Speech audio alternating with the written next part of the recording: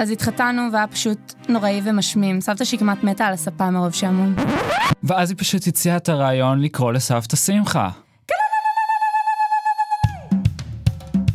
סבתא שמחה תעשה שמח בכל אירוע. ריקודים, הפעלות, נשיקות וחיבוקים. למגוון הגילאים, העדות והצבעים.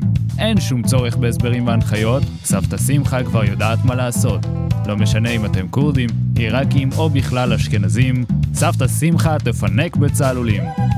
סבתא שמחה מקבלת אשראי, צ'קים, אגרות חוב, מעמולים, חבילות של הוט, דירות להשכרה, כיסא נדנדה, כוס תה וסמיכה חמה.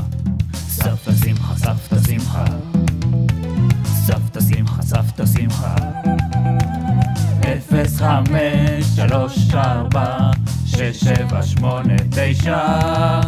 סבתא שמחה, סבתא שמחה. סבתא שמחה, כי אם היא לא הייתה סבתא שמחה, היא הייתה סבתא שלי.